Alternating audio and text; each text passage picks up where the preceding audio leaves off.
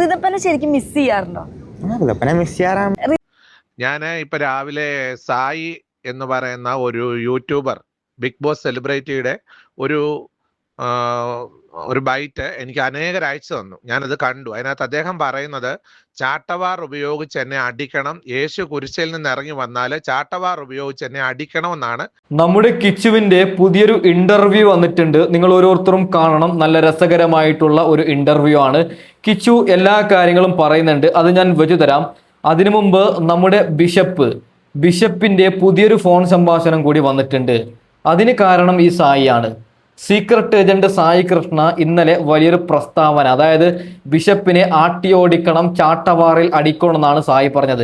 ബുദ്ധി എന്ന് പറയുന്ന സാധനം ഈ സായിക്കുണ്ടോ? ഈ സായി ഒറ്റൊരുത്തം കാരണം ഇന്ന് കിച്ചുവിന് പുറത്തിറങ്ങി നടക്കാൻ പറ്റാത്ത അവസ്ഥയാണ്. അതായത് ബിഷപ്പിനോട് നമുക്ക് വിമർശിക്കാം, ബിഷപ്പെ നിങ്ങൾ പറയുന്നത് തെറ്റാണ്, നിങ്ങൾക്ക് സോഷ്യൽ മീഡിയ നിങ്ങൾ യൂസ് ചെയ്യുന്നില്ല, രേണു സുധിയുടെ കള്ളക്കണ്ണീരിലാണ് നിങ്ങൾ കിച്ചുവിനെ വിമർശിച്ചത് നമുക്ക് പറയാം. പക്ഷെ സായി ഈ പറയുന്ന ബിഷപ്പിനെ ആട്ടി ഓടിക്കണം, അടിക്കണം എന്നൊക്കെ പറയാൻ സായി ആരാണ്? ഇന്ന് ഈ സായി ഒറ്റ ഒരുത്തൻ കാരണം കിച്ചുവിനെ കുറെ പേര് വിമർശിച്ചിട്ടാണ് കമന്റ് ഇടുന്നത്. എല്ലാവരും വിചാരിച്ചത് സായിയോട് കിച്ചു കരഞ്ഞുകൊണ്ട് പറഞ്ഞിട്ടാണ് സായി അങ്ങനെ പറഞ്ഞത് എന്നാണ്. നാണമുണ്ടോ സായി? അപ്പോൾ ആദ്യം സായി പറയുന്ന ബിഷപ്പിനെ കുറിച്ച് സായി പറയുന്ന ആ ഒരു ഭാഗം ഞാൻ വെച്ചു തരാം. അതിനുശേഷം ബിഷപ്പ് കരഞ്ഞുകൊണ്ട് അതിനൊരു മറുപടി കൊടുക്കുന്നുണ്ട്, അതും ഞാൻ വെച്ചു തരാം.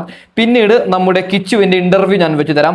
കിച്ചുവിനെ ഇഷ്ടപ്പെടുന്ന എല്ലാവരും ലൈക്ക് ചെയ്യണം, ഒന്ന് സബ്സ്ക്രൈബും കൂടി ചെയ്യണം. ഓക്കെ, ആ ബിഷപ്പൊക്കെ അയാളൊക്കെ ചാട്ടോണ്ട് അടിക്കണം. ആ യേശു കുരിശുമ കടന്നുകൊണ്ടാ, ഇല്ലെങ്കിൽ തിരിച്ചു വന്ന അയാളെ മൂന്നടിച്ച് പൊളിച്ചിട്ടുണ്ടാവും. അയാൾക്ക് എന്ത് പരിപാടി കാണിക്കുന്നത്? അയാൾ ബിഷപ്പാണോ എന്ന് എനിക്ക് സംശയമുണ്ട്. വെറുതെ ഇതിനിടയിൽ കിടന്നിട്ട് മൂപ്പരൊക്കെ എന്തൊക്കെയോ പിച്ചു. അയാൾ മറ്റേത് മാതിരിയാ, അമ്പി അന്യൻ റമ്മോ. ക്യാമറ കണ്ടപ്പോഴത്തേക്ക് മൂപ്പര് എല്ലാ ഭാവം എടുത്ത് പുറത്തിട്ടുണ്ട്. ഒരു വട്ടം പറയും ഇല്ല എല്ലാരെയും സഹായിക്കണം, ഇപ്പുറത്ത് പറയും ഇല്ല കിച്ചു നിന്നെ ഞാൻ കാണിച്ചു തരണം. അച്ഛനും ലൈക്ക് അമ്മയും മക്കളും തമ്മിലുള്ള പ്രശ്നം തീർക്കാണോ നോക്കണ്ടേ? അവരെ തമ്മിലടിപ്പിക്കുകയാണോ ചെയ്യണ്ടേ? അല്ല, നീ ആരാണ് സായിയെ? ഇതെന്നോട് പറയിപ്പിക്കുന്നതാണ്. അതായത് ഒരു അച്ഛനെ ആട്ടി ഓടിക്കണം, ഒരച്ഛനെ ചാട്ടവാറിൽ തല്ലണം എന്ന് പറയും. ഇവൻ വളർന്നു, ഇവൻ ആരാണ്? ഒരു ബിഗ് ബോസിൽ പോയിട്ട് ഒരു 4-5 ദിവസം നിന്നാൽ ഇങ്ങനെയൊക്കെ പറയാമോ? നമുക്ക് വിമർശിക്കാം, വിമർശിക്കേണ്ട രീതിയിൽ. ഇത് സായി നല്ല എത്ര വലിയ കൊല കൊമ്പം ചെയ്താലും ഞാൻ വിളിച്ച് പറയും. ഓക്കെ, അതൊരു പള്ളിയിലച്ഛനാണ്, അയാൾക്ക് നമ്മൾ റെസ്പെക്ട് കൊടുക്കണം. ബിഷപ്പാണ്, അയാൾ ചെയ്യുന്നത് തെറ്റാണെങ്കിൽ മാന്യമായ രീതിയിൽ നമ്മൾ പറയണം. ഓക്കെ, നമുക്ക് എന്തായാലും ബിഷപ്പിന്റെ ഒരു ഫോൺ സംഭാഷണം കേൾക്കാം. ഇപ്പൊ നിങ്ങൾ പറയും ഞാൻ രേണുവിന്റെ ആളാണ്. ഞാൻ രേണുവിന്റെ ആളൊന്നുമല്ല, കിച്ചു എന്റെ കരളിന്റെ കഷ്ണമാണ്. കിച്ചിന് വേണ്ടി സംസാരിക്കാനാണ് ഞാൻ വന്നത്. അത് ആട്ടി ഓടിക്കണം, ചാട്ടവാറിൽ അടിക്കണം അങ്ങനെ പറഞ്ഞിട്ടൊന്നുമല്ല. ഓക്കെ, നമുക്ക് എന്തായാലും ആ ഒരു ഫോൺ സംഭാഷണം ഒന്ന് കേട്ടു നോക്കാം. സായി എന്ന് പറയുന്ന ഒരു യൂട്യൂബർ ബിഗ് ബോസ് സെലിബ്രിറ്റിയുടെ ഒരു ഒരു ബൈറ്റ് എനിക്ക് അനേകർ അയച്ചു തന്നു. ഞാനത് കണ്ടു. അതിനകത്ത് അദ്ദേഹം പറയുന്നത് ചാട്ടവാർ ഉപയോഗിച്ച് എന്നെ അടിക്കണം, യേശു കുരിശിൽ നിന്ന് ഇറങ്ങി വന്നാൽ ചാട്ടവാർ ഉപയോഗിച്ച് എന്നെ അടിക്കണമെന്നാണ് ഈ സായി എന്ന് പറയുന്ന വ്ളോഗർ അല്ലെങ്കിൽ യൂട്യൂബർ, ഈ ബിഗ് ബോസ് സെലിബ്രിറ്റി ആയിട്ട് നടക്കുന്ന ഈ ബഹുമാന്യനായിട്ടുള്ള യൂട്യൂബർ പറയുന്നത്. എനിക്ക് അദ്ദേഹത്തോട് പ്രതികരിക്കാനായിട്ടൊന്നുമില്ല. അദ്ദേഹത്തോട് എനിക്ക് പറയാനായിട്ടുള്ളൊരു മറുപടി, 2 കുടുംബങ്ങളെ തമ്മിൽ അടുപ്പിക്കുവാൻ ശ്രമിച്ചു എന്നാണ് ഇയാൾ പറയുന്ന വേർഷൻ. എന്നാൽ എനിക്ക് അയാളോട് പറയാനായിട്ടുള്ളൊരു മറുപടി എന്ന് പറഞ്ഞു കഴിഞ്ഞാൽ, 2 കുടുംബങ്ങളെ അടുപ്പിക്കുവാൻ ഞാനല്ല ശ്രമിച്ചത്. ഇന്റർവ്യൂ ചെയ്യുവാൻ വന്ന ആങ്കർ എന്നോട് ചോദിച്ച ചോദ്യത്തിന് ഉത്തരം ഞാൻ നൽകുകയാണ് ചെയ്തത്. അതിനകത്ത് രേണു സുധിയെ പറ്റിയും രാഹുൽ ദാസ് എന്ന കിച്ചുവിനെ പറ്റിയുമുള്ള കാര്യങ്ങൾ എന്നോട് ചോദിച്ചപ്പോൾ എനിക്ക് പറയേണ്ട ചില കാര്യങ്ങൾ, എന്നെ ബാധിക്കപ്പെട്ട ചില കാര്യങ്ങൾക്ക് മറുപടി ഞാൻ പറഞ്ഞിട്ടുണ്ട്. ശക്തമായ മറുപടി ഞാൻ പറഞ്ഞിട്ടുണ്ട്. ഇയാൾ പറയുന്നേ ഞാൻ ദേഷ്യപ്പെടാൻ പാടില്ല, സൗമ്യനായിട്ടിരിക്കണം. അയാളുടെ അഭിപ്രായം അയാൾ പറഞ്ഞെങ്കിൽ, എന്നെ ചാട്ടവാറ് കൊണ്ട് അടിക്കണമെന്ന് അയാൾ പറഞ്ഞെങ്കിൽ എൻ്റെ അഭിപ്രായം എനിക്ക് പറയുന്നതിന് എന്താ കുഴപ്പം? ഈ ഇന്ത്യ മഹാരാജ്യത്തിൽ ആർക്കും ആരുടെ അഭിപ്രായം പറയാനുള്ള സ്വാതന്ത്ര്യമുണ്ട്. എൻ്റെ അഭിപ്രായം ഞാൻ പറഞ്ഞു. ഞാൻ ബിഷപ്പാണോ അല്ലയോ എന്നുള്ളത് തെളിയിക്കാൻ അയാൾ എൻ്റെ അടുത്തേക്ക് വരാൻ പറ, ഞാൻ തെളിയിക്കാം. അയാൾ ആരാ? ഒരു മതപുരോഹിതനായിട്ടിരിക്കുന്ന മതസ്ഥാപനത്തിന്റെ സ്ഥാപനത്തിന്റെ ബിഷപ്പായിട്ടിരിക്കുന്ന എൻ്റെ സ്ഥാനത്തെ പറ്റി ചോദ്യം ചെയ്യാൻ സായി എന്ന് പറയുന്ന വ്ളോഗർ ആരാണ്? ഈ കേരളത്തിലെ ഒരു വിഭാഗം വ്ളോഗർമാര് ചേർന്നിരുന്നുകൊണ്ട് എൻ്റെ വായ അടപ്പിക്കുവാനാണ് ശ്രമിക്കുന്നതെങ്കിൽ അത് നടക്കത്തില്ല. എൻ്റെ മുമ്പിൽ കണ്ട കാര്യങ്ങൾ എനിക്ക് എൻ്റെ അഭിപ്രായം പറയാനുള്ള സ്വാതന്ത്ര്യം എനിക്കുണ്ട്. ഞാനത് പറയും. എൻ്റെ വായ അടപ്പിക്കാനാണ്, സത്യത്തെ മറച്ചു വെക്കാനാണ്, കണ്ണടച്ചിട്ട് ഇരുട്ടാക്കാൻ നോക്കുകയാണെങ്കിൽ അത് നടക്കുന്ന കാര്യമല്ല. എൻ്റെ കാര്യം ഞാൻ പറയും. എന്റെ കൺമുമ്പിൽ കണ്ട കാര്യങ്ങൾ ഞാൻ പറയും. ഞാൻ പറഞ്ഞ പല കാര്യങ്ങളും രാഹുൽ ദാസ് എന്ന കിച്ചുവിന് കൃത്യമായിട്ട് അറിയാം. ഞാൻ പറഞ്ഞ പല കാര്യങ്ങളും രേണുസുതിക്ക് കൃത്യമായിട്ട് അറിയാം. ഞാൻ പറഞ്ഞ കാര്യങ്ങൾ പലതും രേണുസുതിയുടെ കുടുംബത്തിനും കൊല്ലം സുതിയുടെ കുടുംബത്തിനും കൃത്യമായിട്ട് അറിയാം. എനിക്കത് പ്രതികരിക്കേണ്ട ആവശ്യമില്ലെന്നാണ് ഞാൻ സോഷ്യൽ മീഡിയയിൽ പറഞ്ഞത്. എന്നെ കൊണ്ട് വായിക്കകത്ത് കമ്പിട്ട് കുത്തി പിന്നെയും പ്രതികരിപ്പിക്കുവാൻ, എന്നെ ചാട്ടവാറ് കൊണ്ട് അടിക്കണം, അങ്ങനെയാണ് ഇങ്ങനെയാണെന്നും പറഞ്ഞ് എന്റെ പുറകെ പിന്തുടരുകയാണെങ്കിൽ തീർച്ചയായിട്ടും സമൂഹത്തിന് മുൻപിൽ എന്റെ കാര്യങ്ങൾ എന്നോട് ചോദിച്ചാൽ ഞാൻ പറയുന്നതോടൊപ്പം തന്നെ എന്നെ ബാധിക്കപ്പെടുന്ന കാര്യങ്ങൾ ഉണ്ടെങ്കിൽ ഞാൻ വിളിച്ചു പറയും. യാതൊരു സംശയമില്ല. എനിക്ക് ആരെയും പേടിക്കേണ്ടതായിട്ടില്ല. നിയമത്തിന്റെ വഴിക്ക് തന്നെ ഞാൻ പോകാനാണ് തീരുമാനിക്കുന്നത്. ചില വ്ളോഗർമാർ എന്നെ ഉപദ്രവിക്കുന്നുണ്ട്. ചില വ്ളോഗർമാർ എന്നെ പറ്റി അപവാദങ്ങൾ പ്രചരിപ്പിക്കുന്നുണ്ട്. അവർക്കെതിരെ നിയമ നടപടികളുമായിട്ട് ഞാൻ നീങ്ങിയിട്ടുണ്ട്. പിന്നെ എന്നെ ഉപദ്രവിക്കാനാണ് ഇവരുടെ ശ്രമമെങ്കിൽ തീർച്ചയായിട്ടും ഇവരെന്റെ വായിൽ കമ്പിട്ട് കുത്തുകയാണെങ്കിൽ, എന്നെ കൊണ്ട് അറിയാവുന്ന കാര്യങ്ങൾ എന്നെ കൊണ്ട് പറയിപ്പിച്ച് ഇവർ അടങ്ങത്തുള്ളെങ്കിൽ ഞാൻ പറയാൻ തയ്യാറാണ്. കുടുംബം കലക്കാൻ വന്നത് ഏത് കുടുംബം കലക്കി? എന്ത് കുടുംബമാണ് ഞാൻ കലക്കിയത്? ആരുടെ കുടുംബമാണ് ഞാൻ കലക്കിയത്? ചാട്ടവാറ് കൊണ്ട് അടിക്കേണ്ടത് എന്നെയല്ല. ആ പറഞ്ഞ വ്യക്തിയുടെ ആ വാക്കുകളെ തീർച്ചയായിട്ടും ഏറ്റവും മോശമായ വാക്കാണ്. ഒരു മതസമൂഹത്തോട് മതസ്പർദ്ധ ഉളവാക്കുന്ന വാക്കാണ് അയാൾ പ്രചരിപ്പിക്കുന്നത്. തീർച്ചയായിട്ടും അയാൾ ആ വാക്ക് പിൻവലിക്കുന്നില്ല എങ്കിൽ അയാള് ഈ പറഞ്ഞത് എന്താണെന്നുള്ളത് പൊതുസമൂഹം മനസ്സിലാക്കും, വിലയിരുത്തും. വളരെ മോശമായ രീതിയിൽ, ഹീനമായ രീതിയിൽ, അപമാനിക്കുന്ന രീതിയിലാണ് അയാള് പബ്ലിക്കിന് മുമ്പിൽ വന്നിട്ട് എന്നെ പറ്റി പറഞ്ഞിരിക്കുന്നത്. അയാൾ ശരിയാണ്, അയാൾ വലിയ നല്ലവനാണ്, സമൂഹത്തിൽ കൊള്ളാവുന്നവനാണ്, വലിയ സെലിബ്രിറ്റിയാണ്, ഒക്കെ സമ്മതിച്ചു. പക്ഷെ എന്നെ വെറുതെ വിടൂ. എന്റെ വായി കമ്പിട്ട് കുത്താൻ വരണ്ട. അത്രേ എനിക്ക് അയാളെ പറ്റി പറയാനുള്ളൂ. അയാളുടെ കാര്യം നോക്കട്ടെ, ഞാൻ എന്റെ കാര്യം നോക്കിയാണ് മുന്നോട്ട് പോകുന്നത്. എന്നോട് ചോദിച്ച ചോദ്യങ്ങൾക്ക് ഉത്തരം ഇനിയും എന്നോട് ചോദിച്ചാലും എനിക്ക് അറിയാവുന്ന കാര്യങ്ങൾ പറയേണ്ട സമയത്ത് ഞാൻ പറഞ്ഞിരിക്കും. എനിക്ക് ആരെയും പേടിയില്ല. ഞാൻ പറയേണ്ട കാര്യം, എന്റെ കൺമുമ്പിൽ കണ്ട കാര്യവും ഞാൻ അറിഞ്ഞ കാര്യവും എനിക്ക് മനസ്സിലാക്കിയ കാര്യങ്ങളും എനിക്ക് പറയേണ്ടി വന്നാൽ ഞാൻ പറയാം. എനിക്കൊരു ഭയവുമില്ല. ഞാൻ ആരെയും പേടിക്കത്തില്ല. ബിഷപ്പ് എന്നും പറഞ്ഞ് വായെടുത്ത് സംസാരിക്കരുത്. എന്നെ വായടപ്പിക്കാൻ നോക്കുകയാണോ? നെവർ. പറയേണ്ട കാര്യം ഞാൻ പറഞ്ഞിരിക്കും. ഓക്കെ പൊന്നു പ്രേക്ഷകരെ, ഒരു കാര്യം പറയാം. ബിഷപ്പ് പറഞ്ഞതെല്ലാം ശരി എന്നൊന്നും ഞാൻ പറയുന്നില്ല. കിച്ചുവിനെ കുറിച്ചിട്ട് വളരെ മോശമായിട്ടാണ് ബിഷപ്പ് പറഞ്ഞത്. അങ്ങനെ പറഞ്ഞിട്ട് ഈ പറയുന്ന ബിഷപ്പിനെ ചാട്ടമാറിൽ അടിക്കണമെന്ന് പറയുന്നതിൽ എന്തർത്ഥമാണുള്ളത്? ഈ ബിഷപ്പ് നമ്മളെപ്പോലെ ഇങ്ങനെ സോഷ്യൽ മീഡിയ ഒന്നും യൂസ് ചെയ്യാത്ത ആളാണ്. അദ്ദേഹം ഇപ്പോൾ ഞാനൊരു കാര്യം പറയും. ഇപ്പം നിങ്ങളെ വീട്ടിലേക്ക് ഇപ്പോൾ ഒരു ഉസ്താദോ അല്ലെങ്കിൽ ഒരു സ്വാമിയോ ഒരു ബിഷപ്പോ വന്നപ്പോൾ നിങ്ങളെ അമ്മ നമ്മുടെ അമ്മ കരഞ്ഞുകൊണ്ടൊരു കാര്യം പറയുമ്പോൾ അവർ അത് സത്യമെന്നേ വിചാരിക്കും. അതിന് നമ്മൾ ഈ ഉസ്താദിനെ ആട്ടി ഓടിക്കണോ, ഈ ചാട്ടവാറിൽ തല്ലണം എന്നൊക്കെ പറയുന്നതിൽ എന്തർത്ഥമാണുള്ളത്? ഇവിടെ സായിന്റെ മാത്രമാണ് തെറ്റ്.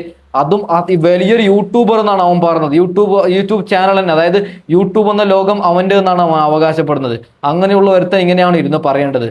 കണക്ക് ഒറ്റ ഒന്നിൻ്റെയും പേടിയൊന്നുമില്ല. നമ്മൾ വിളിച്ച് പറയുക തന്നെ ചെയ്യും. ഇവിടെ ഈ സായിയുടെ ഭാഗത്താണ് തെറ്റുള്ളത്, അവൻ്റെ മാത്രം ഭാഗത്താണ് തെറ്റുള്ളത്. ഓക്കെ നമുക്ക് കിച്ചുവിൻ്റെ ഇന്റർവ്യൂ നോക്കാം. കുറച്ച് പേതാണ്, ഒരു 3 മാസം മുമ്പത്തെ ഇന്റർവ്യൂ ആണ്. എന്നാലും കുറെ കാര്യങ്ങൾ കിച്ചു പറയുന്നുണ്ട്, നമുക്ക് നന്നായിട്ട് കേൾക്കാം. ഓക്കെ, ഇനി നമ്മുടെ റിതപ്പൻ ഇപ്പൊ കിച്ചു കൊല്ലത്താണ്, റിതപ്പൻ ചങ്ങനാശ്ശേരിയിലാണ്. അപ്പോ റിതപ്പനെയൊക്കെ കാണാൻ പോകുന്നതും അവന് ഗിഫ്റ്റ് കൊടുക്കുന്നതും അവനോട് സംസാരിക്കുന്നതും ലാസ്റ്റ് വന്ന വ്ളോഗൊക്കെ നമ്മൾ കണ്ടായിരുന്നു. അപ്പൊ നിങ്ങൾ തമ്മിൽ ഒരുമിച്ച് കാണുമ്പോൾ നമുക്കൊക്കെ ഭയങ്കര സന്തോഷം, ഭയങ്കര ഇമോഷണൽ ആവും. റിതപ്പനെ ശരിക്കും മിസ് ചെയ്യാറുണ്ടോ? അങ്ങോട്ട് പോയി കാണും അല്ലെ? റിതപ്പനെ കാണുമ്പോ അവൻ ഇങ്ങനെ ചേട്ടാന്നൊക്കെ വിളിച്ചിട്ട് കാണിക്കുന്ന കാണുമ്പോ തന്നെ നമുക്ക് അറിയാം അവന് ചേട്ടനെ എത്രത്തോളം ഇഷ്ടമുണ്ടെന്ന് അല്ലെ? അപ്പൊ റിതപ്പൻ എങ്ങനെയാ കിച്ചുവിനെ കാണുമ്പോ അച്ഛനെ പറ്റിയൊക്കെ പറയോ? നിങ്ങള് അച്ഛനുള്ളപ്പോഴുള്ള കാര്യങ്ങളൊക്കെ ചേട്ടനോട് പറയോ? അങ്ങനത്തെ ടോക്സ് അല്ല, ഞങ്ങള് വന്നു കഴിഞ്ഞാൽ അപ്പം നടക്കുന്ന കാര്യങ്ങളും കളിച്ചും ചിരിച്ചും ഒക്കെ അല്ലെ? ശരിക്കും പറഞ്ഞ കിച്ചു ഇപ്പൊ ഞങ്ങളുടെ അപ്പൂസ് പോലെ തന്നെ ഒരു ചേട്ടൻ എന്നതിനേക്കാളും ഒരു ബ്രോഡ് ആടിയ ഒരു ചേട്ടച്ചനാണ്. നിങ്ങൾ അത്രയും ഗ്യാപ്പ് ഉള്ളതുകൊണ്ട് അപ്പൊ അവരെ സംബന്ധിച്ച് അച്ഛനോളം തന്നെ നിൽക്കുന്നതാണ് ഒരു ചേട്ടൻ. അപ്പോ കിച്ചും അവനെ ആ രീതിയിൽ തന്നെയാണ് കെയർ ചെയ്യണത്. അപ്പൊ റിതപ്പൻ നന്നായി പാട്ട് പാടും, അച്ഛൻ പറഞ്ഞ പോലെ. കിച്ചു പാട്ട് പാടും. ഓക്കെ, നല്ല രസകരമാണ് കിച്ചുവിന്റെ ഇന്റർവ്യൂ കേൾക്കാൻ. ഓക്കെ, ബാക്കിയും കൂടി വെച്ച് തരാം, നിങ്ങളൊന്ന് കേൾക്കണേ. അങ്ങനെ പാട്ടൊന്നും പാടത്തില്ല, ചുമ്മാ ഇങ്ങനെ ഇരിക്കുമ്പോ കൂട്ടുകാരൊക്കെ ഒപ്പം ഇരിക്കുമ്പോൾ പാടും അല്ലെ? കൂട്ടുകാരൻ എത്രത്തോളം സപ്പോർട്ടാണ് കിച്ചുവിനെ? ഇങ്ങനെ ഇപ്പൊ കിച്ചു ഒരു ഇമോഷണൽ ആയിട്ട് ഇരിക്കുമ്പോ അവര് വന്ന് എടാ ഒന്നുമില്ല, ഓക്കെയാണ്, എല്ലാം സെറ്റാണ് അങ്ങനെയൊക്കെ പറഞ്ഞ് സപ്പോർട്ട് ചെയ്യുന്ന കൂട്ടുകാരാണോ, അല്ലെങ്കിൽ അത് നീ വിട്ടേക്കെന്ന് പറയുന്ന ചില്ലാക്കണ കൂട്ടുകാരാണോ, അതെന്താടാ അങ്ങനെ കേട്ടൂല, ഇതെന്താടാ ഇങ്ങനെ കേട്ടൂല, അങ്ങനെ പറയുന്ന ചില കൂട്ടുകാരും ഉണ്ടാവും. സപ്പോർട്ടായിട്ട് എപ്പോഴും ചില്ലായിട്ട് കൂടെ നിൽക്കുന്ന കൂട്ടുകാരുണ്ടാവും. ഇതെല്ലാം പറഞ്ഞ ആ ഒരു കൂട്ടത്തിലാണ് എന്റെ കൂട്ടുകാർ അല്ലേ? എല്ലാവരും കൂട്ടുകാർ എപ്പോഴും ഫുൾ സപ്പോർട്ടാണ്. അതൊരു ഭയങ്കര ഒരു എനർജി ആയിട്ട് തോന്നിയിട്ടുണ്ട്. പിന്നെ അതെ അതെ തോന്നിയിട്ടുണ്ട്. ഞാനിപ്പോ ഇത്ര ഒരു മാറണമെങ്കിൽ തന്നെ അതിന്റെ ഒരു തുടക്കം കൂട്ടുകാർ തന്നെയാണ് അല്ലേ? ഓക്കെ, അപ്പൊ വെൽക്കം ബാക്ക്. നമ്മള് ഒരു റാപ്പിഡ് ക്വസ്റ്റ്യനിലേക്ക് പോവാണ് കേട്ടാ. ഓക്കെ, നമ്മുടെ കിച്ചുവിന് കൂട്ടുകാരല്ലാതെ വേറെ ആരാണുള്ളത് പൊന്നു പ്രേക്ഷകരെ? ഓക്കെ, നമ്മുടെ കിച്ചുവിന് എങ്ങനെയെങ്കിലും നീതി കിട്ടട്ടെ. രേണുസുതി അസുഖം എത്രയും പെട്ടെന്ന് രേണുവിന്റെ അസുഖം എല്ലാം ഒന്ന് മാറിയിട്ട് രേണുവിന് ദൈവം നല്ലൊരു ബുദ്ധി കൊടുത്തിട്ട് ഇനിയെങ്കിലും ആ ഒരു കിച്ചുവിനെ ദ്രോഹിക്കാതെ നല്ല രീതിക്ക് ജീവിക്കാൻ ദൈവം ഈ പറയുന്നത് രേണുസുതിക്ക് അതിനുള്ള ആയുസ് കൊടുക്കട്ടെ എന്ന് പറഞ്ഞുകൊണ്ട് ബാക്കി നമുക്ക് കേൾക്കാം. അപ്പൊ തുടങ്ങല്ലേ? ഹാപ്പിനെസ്, ഫ്രണ്ട്സ്, ഫുഡ്, മന്തി, അമ്പോ, ആംഗ്രി, ആംഗ്രി ഒന്നും വരുന്നില്ലല്ലോ. പാവം, അവന് ആംഗ്രി ഒന്നും ഇല്ല ഗൈസ്. അവൻ പാവം ഒരു ആരോടും ആംഗ്രിയിലും ഒന്നുമില്ല. അവൻ പൊതുവേ ഇങ്ങനെ ഒരു ശാന്തനാണ്. അപ്പൊ അതിന് ഞാൻ മാർക്ക് ഫുള്ള് കൊടുക്കും. ഇഷ്ടം ഫുഡ്. സാഡ് അച്ഛൻ. ഓക്കെ. ഹേറ്റ് അറിയാത്തൊരു കാര്യം ഇങ്ങനെ പറഞ്ഞുകൊണ്ട് നടക്കത്തില്ല. ഓ അങ്ങനെ. Okay. Childhood school life. Okay, അടിപൊളി, താങ്ക് യു. പ്രണയമുണ്ടോ? ഉണ്ടെങ്കിൽ സത്യം പറഞ്ഞോ, ഇല്ലെങ്കിൽ ആ കാണുന്ന ആള് വിചാരിക്കും എന്തേ ഇല്ലാന്ന് പറഞ്ഞു. ഉണ്ടോ ഇല്ലയോ? അപ്പൊ ഉണ്ടോ ഇല്ലയോ എന്നുള്ളത് അത് നമ്മളെ പൂരിപ്പിക്കുക. ഓക്കെ, പാവം നമ്മുടെ കിച്ചുവിന് എന്തായാലും പ്രണയം ഉണ്ടാകും പൊന്നു പ്രേക്ഷകരെ. ഓക്കെ, ബാക്കിയും കൂടി കേൾക്കാം.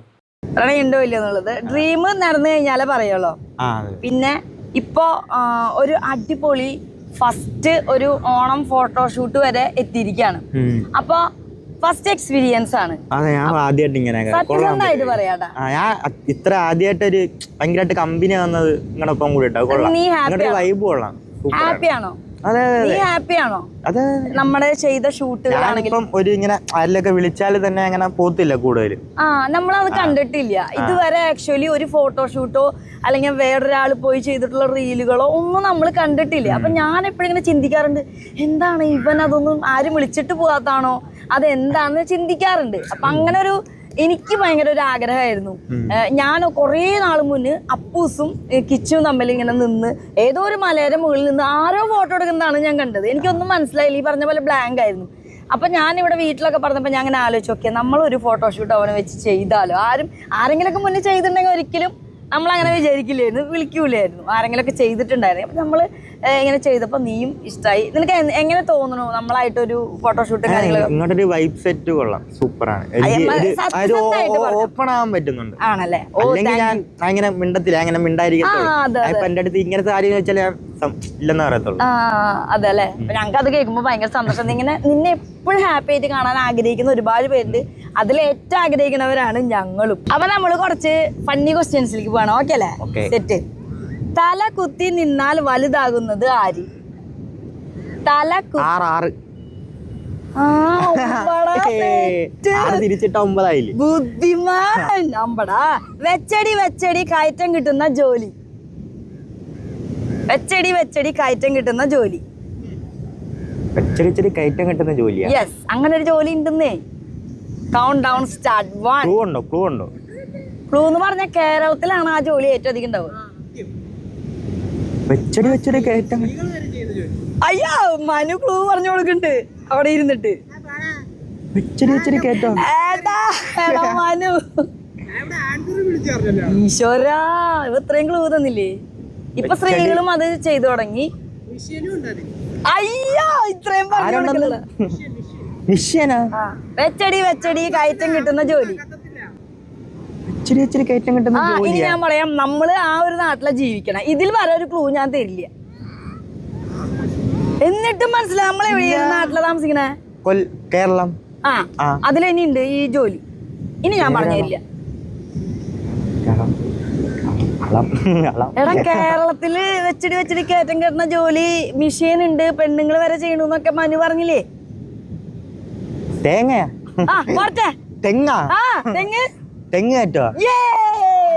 Yes, നല്ല രസകരമാണ് നമ്മുടെ കിച്ചുവിന്റെ ഇന്റർവ്യൂ കേൾക്കാൻ. ബാക്കിയും കൂടി ഒരു കാര്യം കൂടി പറയാം, ഇത് പഴയ ഇന്റർവ്യൂ ആണ്. ഇനിയും ഇങ്ങനെ ഇന്റർവ്യൂ ഞാൻ കൊണ്ടുവരണമെങ്കിൽ ഒന്ന് കമന്റ് ചെയ്താൽ മതി.